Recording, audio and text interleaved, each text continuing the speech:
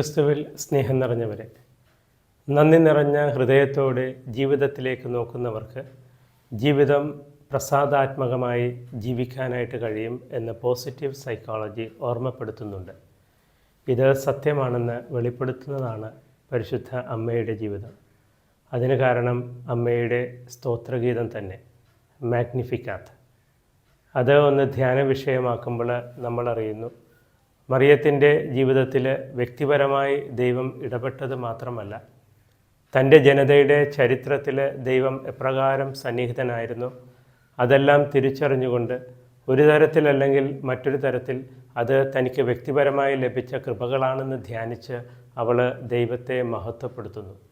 ഇങ്ങനെ നന്ദി നിറഞ്ഞ ഹൃദയമുള്ളതിനാലാവണം ജീവിതത്തിലെ എല്ലാ പ്രയാസങ്ങളിലും സങ്കടങ്ങളിലും സഹനങ്ങളിലും പ്രസാദാത്മകമായിട്ട് അതിനെ കൈകാര്യം ചെയ്യുവാനായിട്ട് അവൾക്ക് കഴിഞ്ഞത്.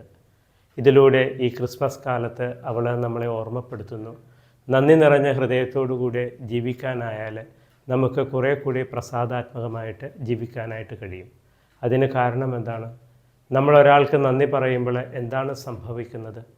ആത്യന്തികമായിട്ട് നന്മയെല്ലാം വരുന്നത് ദൈവത്തിൽ നിന്നാണ്.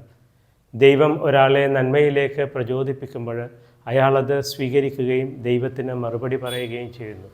അപ്പോൾ നമ്മൾ അത് തിരിച്ചറിയേണ്ടതല്ലേ?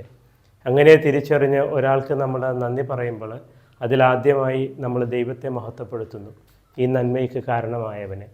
ദൈവത്തെ ചെവിക്കൊണ്ടുകൊണ്ട് അത് ചെയ്യാനായിട്ട് തയ്യാറായ ആളെയും നമ്മൾ വിലമതിക്കുന്നു. അതുകൊണ്ട് തന്നെ നന്ദിയെ സുന്ദരമായിട്ടുള്ള ഒരു പ്രാർത്ഥനയായോ ഒരു സ്തുതിപ്പായോ ഒക്കെ നമുക്ക് വായിച്ചെടുക്കാം.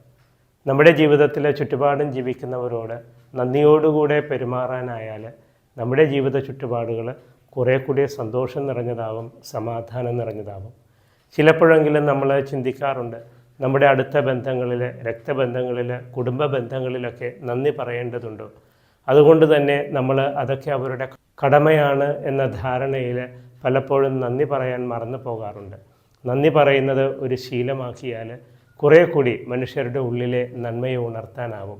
ഒപ്പം നമുക്കും സന്തോഷം നിറഞ്ഞ ഒരു ജീവിതമുണ്ടാകും. ദൈവത്തിൻ്റെ നാമത്തിന് ഉപരിമഹത്വമുണ്ടാകട്ടെ.